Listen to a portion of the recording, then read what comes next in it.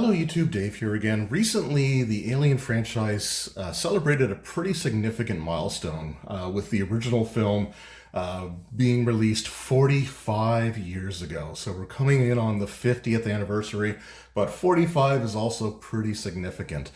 There was a limited re-release of the original Alien film in movie theaters, but it was like select cinemas and lo and behold, New Minas, Nova Scotia didn't make the cut for these special re-releases of the Alien film. But I thought that I would celebrate my favorite movie franchise of all time with my favorite pastime of all time, and that's going to be looking at the Alien role-playing game. Now, I've done individual videos for each of the things that we're going to be taking a look at here today, be it unboxings or early impressions, but I thought since I have the entire Alien catalog at my disposal here, all the products that have been released for it, that it might be good to put them all together in one video, as well as provide a little bit of a refresher course on what the Alien role-playing game is. So without further ado, let's just dive right into it. First though, I really do want to thank Free League for producing this product. They've done an amazing job with it. Most of the items here are items that I purchased myself, but they did send me a couple of the things that I'm going to be taking a look at here today, such as a couple of the box sets here. So I really do want to thank them for their support of the channel and just for releasing this game in general, because this is quickly becoming one of my favorite role-playing games that I have in my collection. So the Alien role-playing game is a survival, or I shouldn't say survival, it is a sci-fi horror role-playing game where you are in the Alien universe. Now, Free League did an amazing job with this game, with the releases, but something that they did also an amazing job with is just simply the presentation. Everything here just looks incredible. There's all original artwork throughout the products here, so it's not just screen captures from the movies, which I think people would have given them a pass on, but yeah, they did an amazing job with the art, with the presentation. They do have some sort of symbols here that are reminiscent of the Rob Cobb designs for the Nostromo, like just the different icons for different things. But this is just a absolutely beautiful looking book and an absolutely fantastic, easy to pick up and play system. So with the Alien role-playing game, you've got your character like any other role-playing game, but this is a dice pool system. So when you're playing this game, you roll a handful of d6s. You do have your standard base dice that you roll. Whoops, that has some stuff for a game I was planning on running.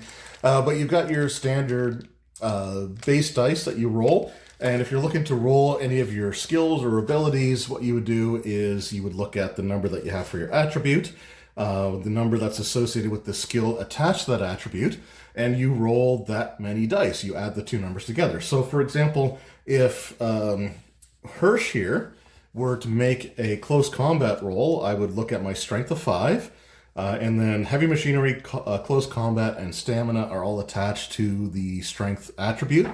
So I would take the 5, add it to the 3 for close combat, and I would be rolling 8 of these base dice.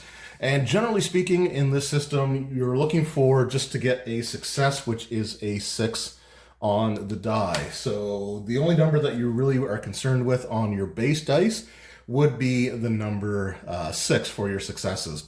Generally speaking, you only need a single success for any given task that you're doing, be it attacking combat or trying to repair a damaged vehicle, or maybe bypass systems to get a computer system online by rerouting stuff. Using command as a captain on a ship to order your subordinates, to notice things. You're just generally looking for a single success, with any additional successes that you get being able to be applied to what are called like stunts. Typically with skills, you can if you get like an extra success, you can accomplish your task in half the time that it would normally be. Something that could be very important if there's a xenomorph or other creature barreling down on you. Being able to complete something like bypassing the locks on a door and rerouting so you can actually open up the door in half the time could be very, very useful. You could show off, which doesn't really have any mechanical effects, but can be used for more role-playing aspects, as each character has like a rival and a buddy. So a rival is somebody that you might sort of side against or try to, one up or things along those lines. So being able to show off to the rival is something that could definitely be an interesting part of the role playing experience. You could also have it so that you can automatically gain a success on the next roll that you make to accomplish the same task, or to grant somebody else a bonus die, so an extra one of these dice that they can roll if they are attempting a similar check in the future. And when it comes to like bonuses and penalties, they're all expressed in like negative like 1 or +1, or like a plus and minus and then a number. Whatever that number is, if it's a positive bonus, then you add that many dice to your dice pool. So if you had, for example, you were doing a close combat, but you had some sort of circumstance that gave you a +1 modifier, instead of having 5 and 3 for 8, you get to do the 5 for 3 for 8, and then add 1 extra die based off of the bonus. And conversely, if you have a penalty, like for example, if you're using a ranged combat and you're at different ranges, it can apply different modifiers to your roll. So that would come in the form of subtracting dice from your dice pool. Now, as you go throughout the game, this is a horror game, and stress and panic and fear are all a major part of the game. So one of the big mechanics for this system that I really like, because the D6 dice pool system, like that's something that is kind of a staple of a lot of free league games.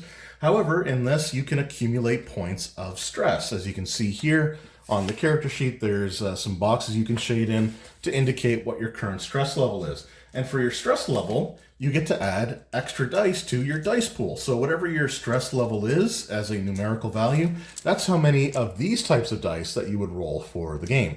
Now, you don't necessarily need both the official sets of dice in order to play this game. You simply need to be able to distinguish between two sets of dice that you're rolling. So if you have a handful of D6, you could do things like your base dice have numbers written on them and your stress dice have pips. It could be based on the color of the dice.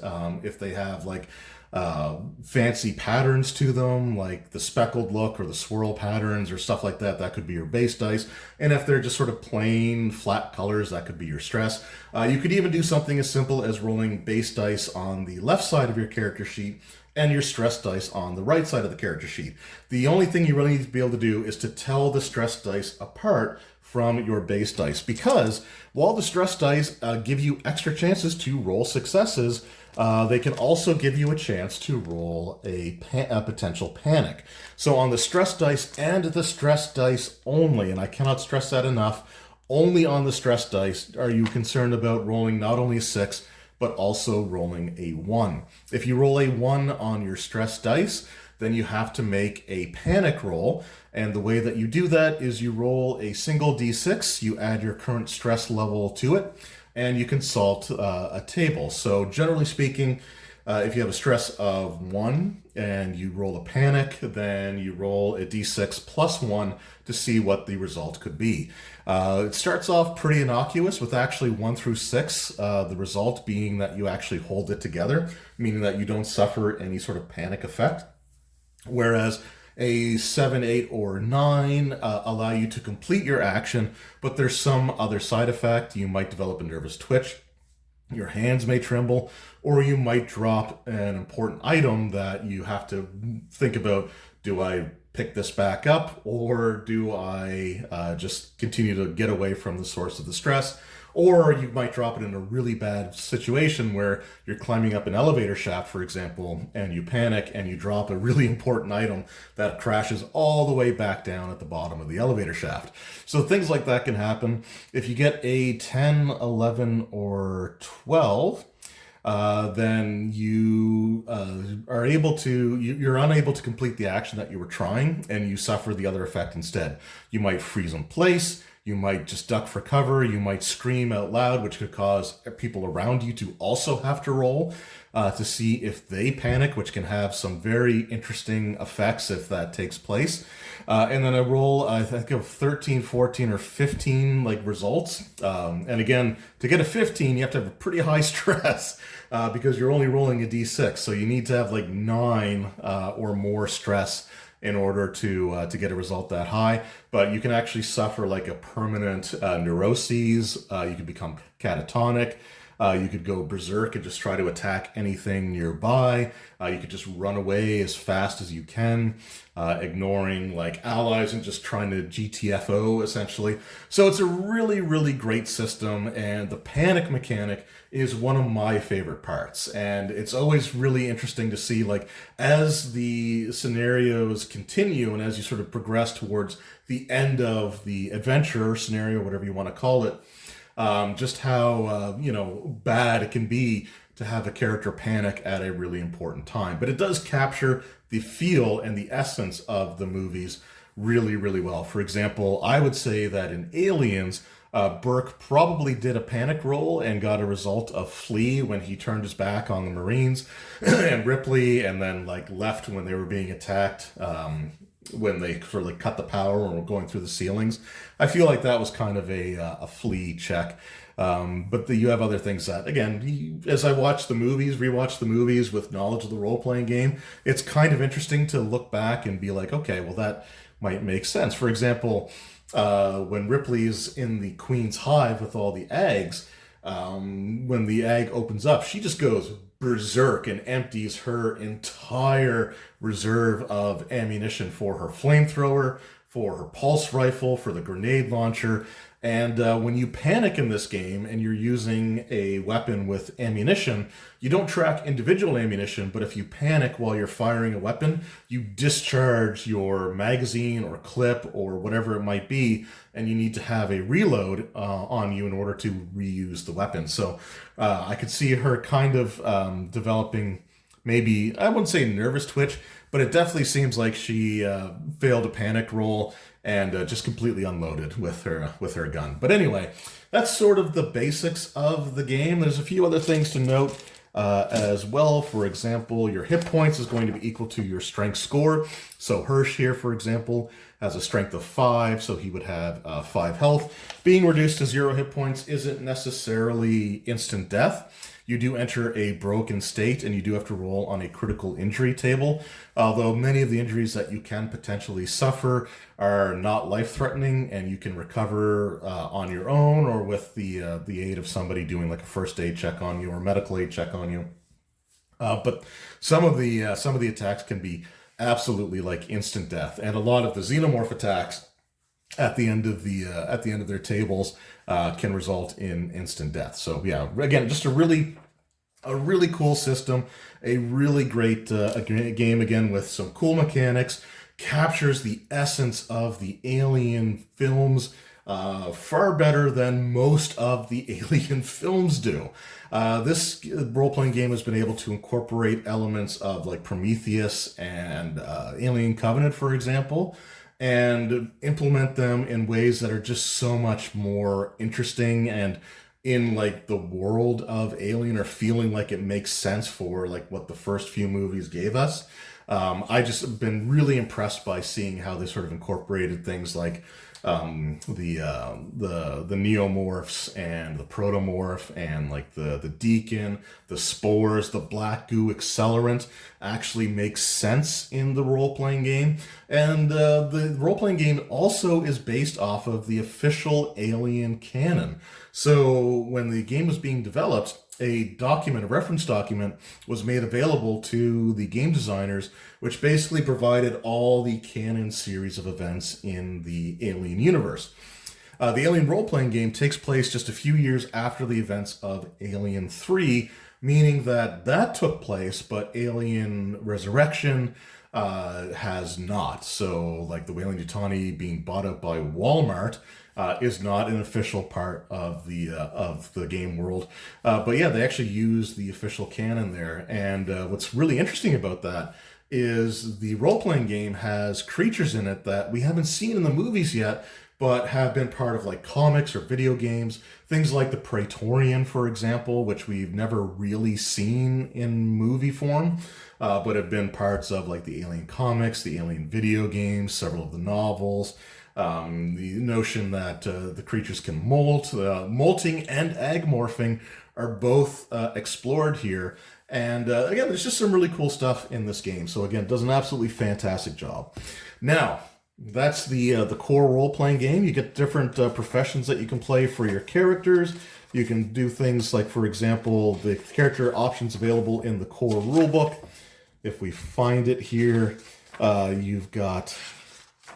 Here we go. Let's look at the actual professions here. So you can play a Colonial Marine if you wish. You can also play a Colonial Marshal. So the Marines are like the military force. Colonial Marshal is more of like a colonist like security force, more so than like being an actual active military. So yeah, those two different things there. You of course have to have the company agent because the company is a big part of the system. You can also have a kid character. So for like, you know, if you want to have a character similar to Newt, that is an option. You can also have other things like medic, officer. So these would be, for example, what the crew of the Nostromo were. Some of them were like actually officers with ranks. And then you also have like the pilots you can play. And of course, like the Roughneck, which is what characters like Brett and Parker were. So like Ripley, Dallas, Kane, and Lambert, they were officers, whereas Parker and Brett, they were Roughnecks, going back to the original Alien movie. So you got a bit of a... and of course, you got your scientist again, if you want to be somebody that might be potentially experimenting with the xenomorphs and the pathogens and things along those lines. So a really fantastic game. What's interesting about the Alien game as well is that there's two different ways to play the game. There is campaign play, which is kind of what you'd expect from a role-playing game where you create your own characters and you go through sort of a longer-term story. Where there's a lot less, where the players are like, they're working together, they're sort of working towards a common goal, and they might have their own personal agendas, but at the end of the day, they all relatively line up with one another, and it's always about taking on some other more important like enemy force or things along those lines. And that's a great way to play the game, but I find that the best way to play the game is to go through the cinematic scenarios. So the cinematic scenarios, you have pre-generated characters with their own personal motivations and agendas that ramp up as the game progresses through the various acts of the story. And generally speaking, most of the personal agendas, especially by Act 3, do come into a lot of direct conflict with one another. And I kind of love the way that that played out when I ran one of the cinematic scenarios for a group that I did online. It was an absolutely amazing time, and the cinematic scenarios really capture the essence of the movies in like the best possible ways, in my opinion. So we've taken a little look at the core rulebook here, but we also have the game mother screen because the GM in the Alien role-playing game stands for Game Mother, mother being the computer system, the AI that runs ships like the Nostromo, for example. There's also the Apollo mainframe as well, the AI, which was a lot less sophisticated. That was sort of explored in Alien Isolation. But yeah, we also have the Game Mother screen here, and this screen is absolutely fantastic. It has essentially everything that you'd want for a quick reference chart is right here. So the actions that you can do in combat, the injuries that you can sustain, very important. The panic results, also very important. Modifiers for ranged attacks, ranged categories, and different things for cover. And on the other side of the screen, we've got this really atmospheric and creepy image of the xenomorph sort of emerging from the darkness. So just amazing stuff there.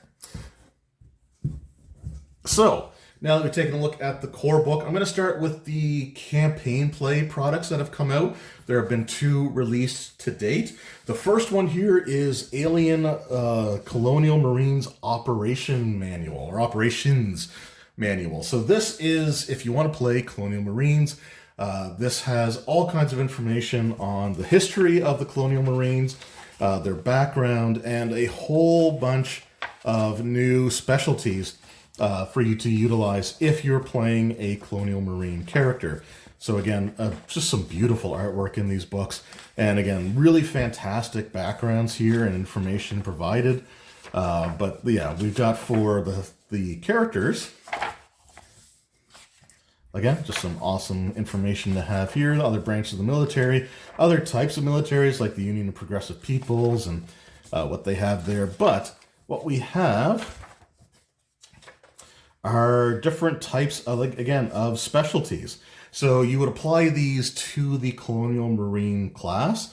So for example, you could have the Smart Gunner like Drake and Vasquez. You could have the Comtech Marine, which is kind of what Hudson was, because he was always the one that was like bypassing doors or trying to find like the personal data transmitters of the colonists. You have the Assault Marines, the Breachers there. Then you've got the dedicated marksmen like a Sniper, Hospital Corpsman, Dropship Crew Chiefs, and the chemical, biological, radiological, and nuclear specialist, so kind of a scientist type character. Forward Observer is kind of like your recon specialist, and your Rifleman is just kind of like almost your standard type of Marine there. But yeah, again, just some really cool stuff. There's also background stuff that you can apply to your character to fill in sort of like their background, different deployments they may have had, some of the events that might have happened there that could shape your character's personality.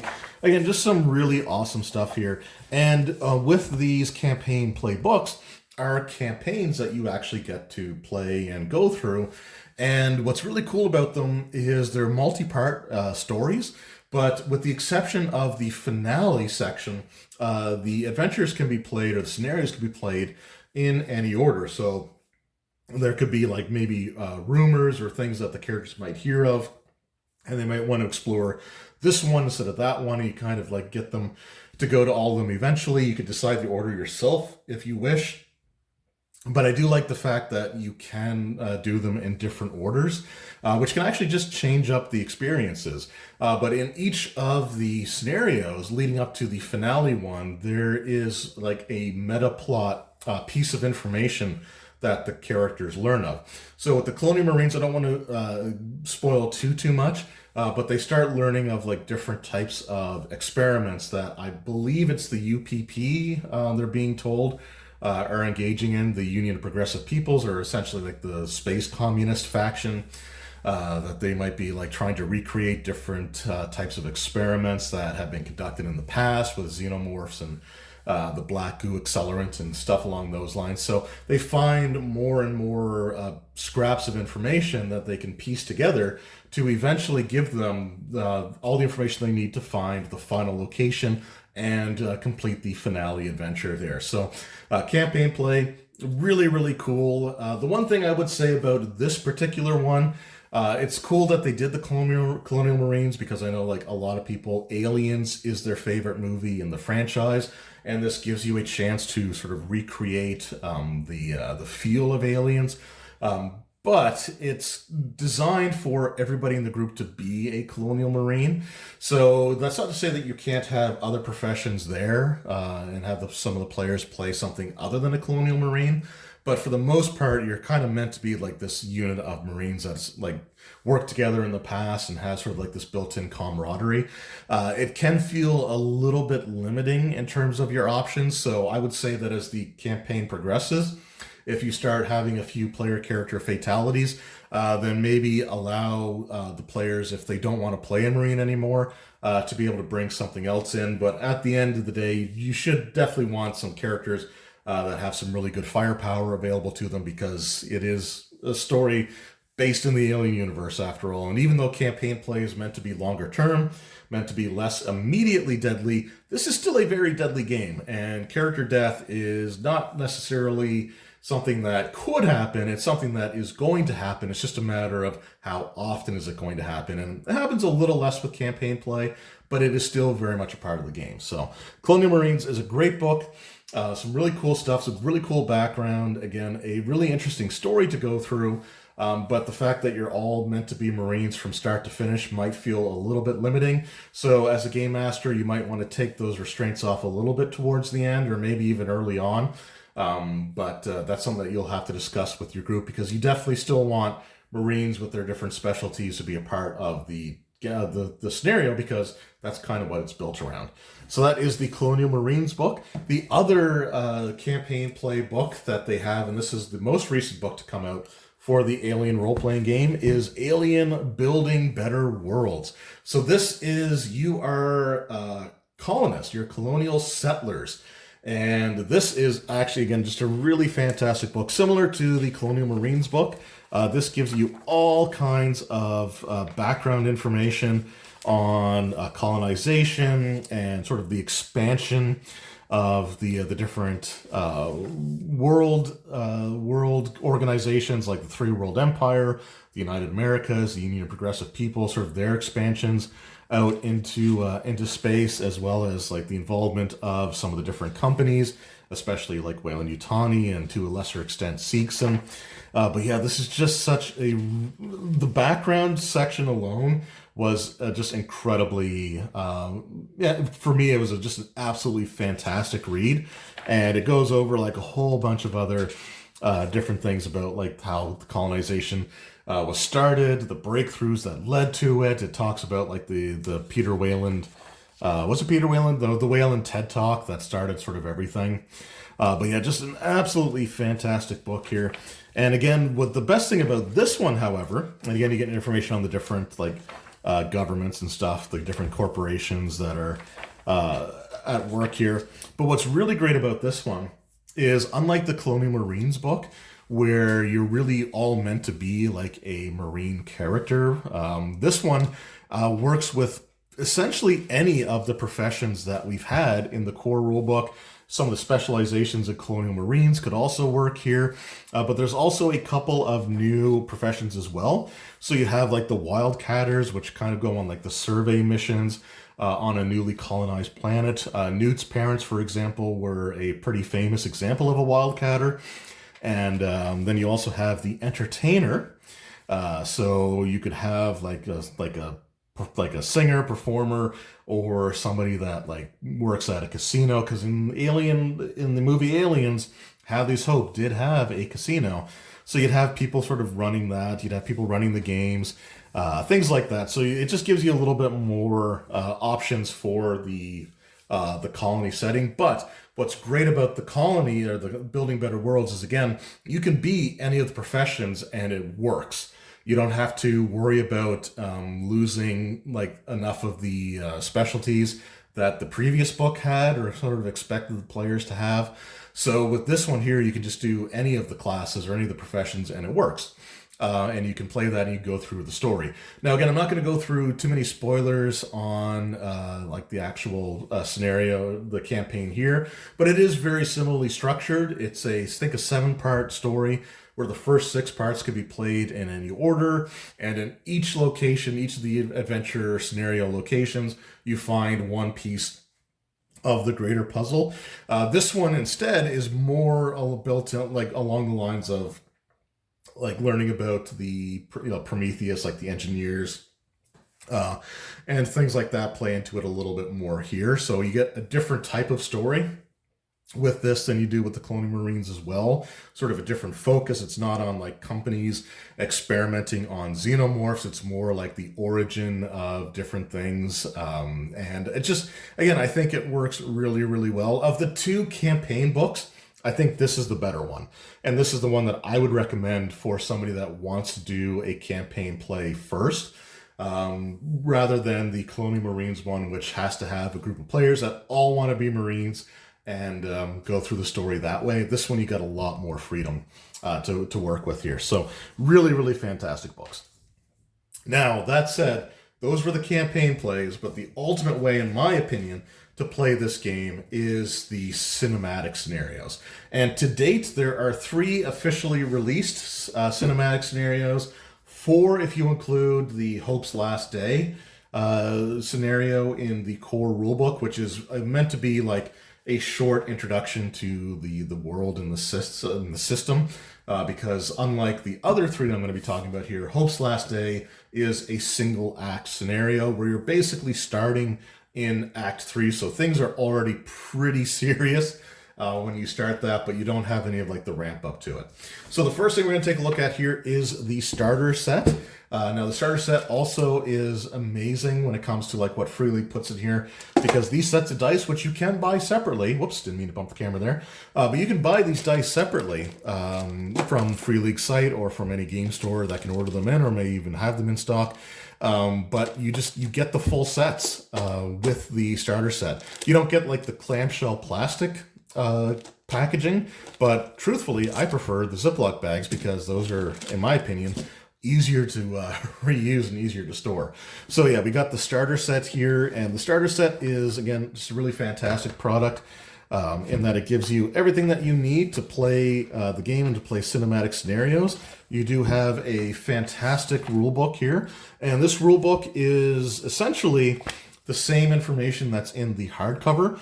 It's just the hardcover goes a bit more in depth with what's in there. This does not have any of the character creation stuff, but as far as like the rules for combat or panic or injuries or the stuff that you would need to play the game, like this is all in here. And when I've been running the Alien role-playing game, generally speaking, this has been sort of my quick reference. Like if there's a question about the rules, I generally go here first rather than the hardcover. But the main thing here is the Chariot of the Gods scenario. So the Chariot of the Gods, again, I don't want to go into too much spoiler territory, but it does involve the crew of space truckers, so truck drivers in space, composed of like officers and roughnecks and like a pilot character. There's a corporate agent or corporate liaison in there, and it sort of starts off similarly to Alien, where the crew awakens from cryosleep expecting to be at their destination, but instead they find themselves out in the middle of nowhere because the ship received a mysterious distress call. Now again, I'm not going to spoil anything beyond that, other than to say that this adventure is a fantastic combination of the original Alien movie and Alien Covenant as well, with some of the things that are in there. So it incorporates the prequel stuff really, really well, but has a feel that is very true to the original Alien movie. And I ran this for a group, and it was an absolutely fantastic time. I do want to start running the other cinematic scenarios at some point as well. But yeah, just an absolutely fantastic set. This also comes with like some maps and tokens that you can use if you wish. The pre-generated characters. Again, the map is of like the star system. And it's just really, really great stuff here. And one of the things that Free League absolutely nails, in my opinion, is their starter sets, because you get so much value for what you're getting. Because with a lot of starter sets, you might get like the bare minimum. Like I could see other companies, if they had a system like this, they might give you like 3 of the base dice and 3 of the stress dice, and then sell like the sets of 10 as sort of a separate purchase. You've got the game aid cards, which you can purchase separately as well. But they just did such a fantastic job with their starter sets that, I mean, there's a reason why Free League is one of my favorite role-playing companies, and it's a combination of the quality of their products, the heart and the care that goes into the design of everything, and just how well they capture the licenses that they have available to them. Just really fantastic stuff. So Chariot of the Gods, fantastic starter set adventure, and one of my favorite moments as just a game master for the last like 20, oh my god, it's been almost like 20, it's been 25 years. Whew. Was just sort of the last 20 minutes of the Chariot of the Gods, where I could kind of just sit back and let everybody's personal agenda come into play, and it was just an amazing time. The next cinematic scenario is Destroyer of Worlds. So this is, if the first one was like Alien, this is your Alienses. So this has you playing a group of Colonial Marines, and I guess I need to get an elastic to kind of keep these all together. But yeah, you're playing a group of Colonial Marines on a moon colony that's about to be abandoned. Essentially, this takes place during what's known as like the Frontier War. So you have like the Three World Empire, and the United Americas kind of coming into conflict with the Union of Progressive Peoples, and a lot of the colonies, especially the further out colonies where you're not getting the resources and the attention from people like the Three World Empire or United Americas. A lot of them are defecting to the UPP. And this colony was one that was really rich in oil, but that's kind of running out, and they're, like I said, getting ready to abandon the planet. However, these particular group of Colonial Marines are brought together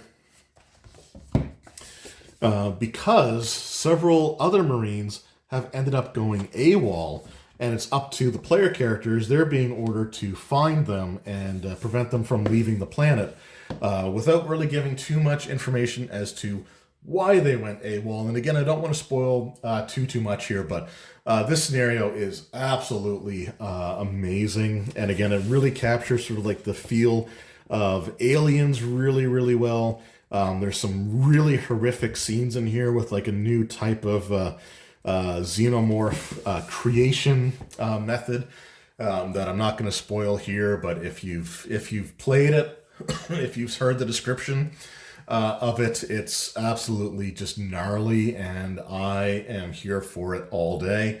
Of course, there's going to be some shenanigans with Weyland-Yutani and their experiments with the xenomorphic and black goo accelerant and all that. But yeah, just an absolutely fantastic scenario that again really does capture the feel of the Aliens movie really, really well. So if you want to play a scenario where you are like the high testosterone Colonial Marines, but you want it to be more of a short-term thing again, where you've got personal agendas and stuff that can come into conflict with other individuals in the group. This is absolutely the scenario for you. And if you have both Destroyer of Worlds and you have the Colonial Marines Operations Manual, there's some good synergy here, because what you can do is modify the characters in here using the specialties from this book. So, for example, like you do have kind of like a heavy weapon specialist. You do have one that's more about like Comtech. So you kind of have all those archetypes sort of put in here, but they're not mechanically supported as well as they could be if you had this book. So if I were to run this scenario, I would be tweaking the characters using what's in here to flesh them out even more, to distinguish their abilities even more, and to give them some unique things that they can do that otherwise they wouldn't have, because this is based off just like the core rules. So something else to keep in mind as well. But yeah, Destroyer Worlds, awesome set. And then finally, we have Alien Heart of Darkness. So if the starter set was like Alien, and the Destroyer of Worlds was like Aliens, it might not come as too much of a shock to realize that the Heart of Darkness scenario has some inspirations from Alien 3. You can kind of see the cross there, which is sort of like some religious iconography. There's not a ton of that in the scenario itself. It's more kind of like subtle or like, implied lightly at best. But you do have a situation where you've got a group of scientists that are being sent to the space station here, as there's some stuff going on, but the space station is in the accretion disk of a black hole, and the space station is designed to collect sort of some of the plasma from the stars as they're being like sucked into the black hole as sort of like a type of energy source. Now, the proximity of the station to this black hole, the gravimetric effects, and the way that it affects like brain chemistry and stuff has made it so that very few reputable people would want to go there, with the player characters at the beginning of the scenario being essentially like bribed hardcore by Weyland-Yutani with different things like book deals, or tenure at a university, for example, if they were like a professor type of character. So they really try to like sweeten the deal as much as they can here. But the station itself is like a lot of the more menial tasks and labor is actually being done by a group of prisoners from other like Weyland-Yutani correctional facilities. So you do kind of have your inmates here in the space station, as opposed to like just a group of professionals and scientists and stuff like that. In fact, like the security force for the station is also comprised largely of synthetics, and not necessarily like bishop synthetics. A lot of them are kind of like just one small step above like the working Joes. And if you've played Alien Isolation, you know how creepy those buggers can be. But yeah, it's just again a really interesting scenario here, and this is probably one of the more like morally challenging scenarios as well, because with the other ones you're just kind of like straight up fighting monsters and you're trying desperately to survive. But here you're dealing with something that's kind of far beyond just that, right? And the players will probably have to come to some like have some uncomfortable introspective moments throughout the course of this adventure. They might just treat everything like monsters as well. But this does have things like, you can see obviously the Deacon here from Prometheus is referenced on the cover art here as well. But what's really cool about this, and again, I'm not going to spoil too much, but if you watch Prometheus, you saw when the characters were, or the people were subjected to like the black goo, and they began transforming into like this abomination type of creature. Well, the abominations were featured in other scenarios as well, like Chariot of the Gods, and I think maybe even Destroyer of Worlds, although I think that was more classic xenomorphs. But I know they had like abominations in Chariot of the Gods. But there's a potential next evolutionary step if you manage to get through the more bestial and feral parts of the abomination transformation process, and that's all explored in here. And it is definitely again kind of one of those like big departures from what we've had with the other ones, and it just really feels like Alien 3. Like, it just feels so different. And I love it. Alien 3 is my favorite movie in the franchise. I don't know why. I really don't know why, how to put it into words. And when I say Alien 3, I mean the assembly cut specifically, because the assembly cut is absolutely fantastic. But yeah, there we go. That is the Alien products. So my recommendation is the cinematic scenarios first and foremost, because that really gives you the truest Alien experience. Oh, my puppy's awake here. He was laying at my feet. So you got the cinematic scenarios, which I think are like the best way to experience the alien world, the alien feel. But you do have, of course, the campaign play as well. Colonial Marines is fine, but I would recommend building Better Worlds first. So if I were to do like a buyer's guide for campaign play, it'd be core rulebook, building Better Worlds, and then Colonial Marines. And then if you're doing like these scenarios here, you don't have to play these in any particular order, although there's elements in this that reference Chariot of the Gods, so I think you would want to play this first anyway. But I would recommend playing them in the order they came out, because again, you get the Alien trilogy experience mixed in with elements from Prometheus and Alien Covenant, although in better ways than either of those movies ever were able to accomplish it. And I think these are absolutely fantastic. Free League has done an amazing job with this role-playing game. And they've nailed the alien atmosphere in ways that we haven't seen since like really, objectively like 1986. If you don't factor in like the comics, because I haven't read a ton of the Alien comics, even though I had a bunch when I was a kid. I don't think I had any like complete stories, so I don't really know a lot of the stuff that happened with those. But yeah, just an absolutely fantastic product line, and Free League does an amazing job. When it comes to licensed properties, I don't think I've seen anybody do it better than these guys. And if you want something that you can just pick up off the shelf every once in a while, play for a few sessions, and then go back to your standard like fantasy role-playing games or longer-term story stuff, then this is an absolutely fantastic system. Now, that all being said, of course, it is a horror setting. There's depictions of gore and body horror and stuff like that that might not be suitable for everybody. I wouldn't be running this for children, for example. But I think that this is one of the best science fiction role playing games that I've seen, at least out of the ones that I have in my collection. I absolutely love this. A really simple, easy to pick up, easy to learn, easy to teach, like dice mechanics that are just natural to most people, even if you've never played a role playing game. Because a lot of people that never played things like Dungeons and Dragons or Pathfinder or Symbaroum or like the One Ring or any of that stuff have probably played board games with six-sided dice.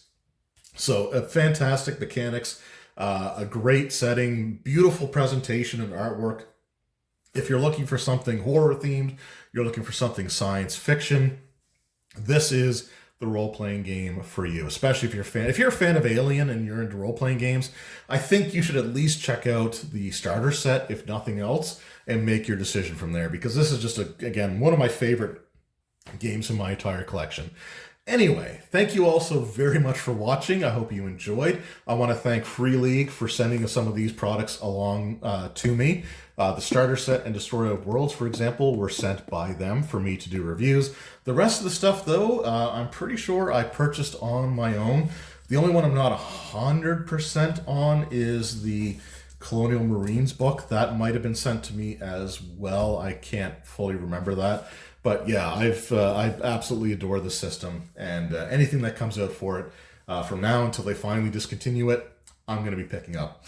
Anyway, let me know in the comments below, have you played the Alien role-playing game? If so, what scenarios have you gone through? Try to keep it spoiler light, but what were some of your favorite character moments from your Alien role-playing game experiences? Or just what's your favorite Alien movie?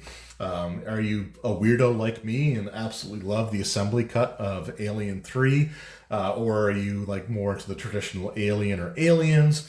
What do you think of the Alien Queen versus Egg morphing situation? Just let me know that in the comments below, but just keep it respectful. And I will see you all next time. Until then, take care.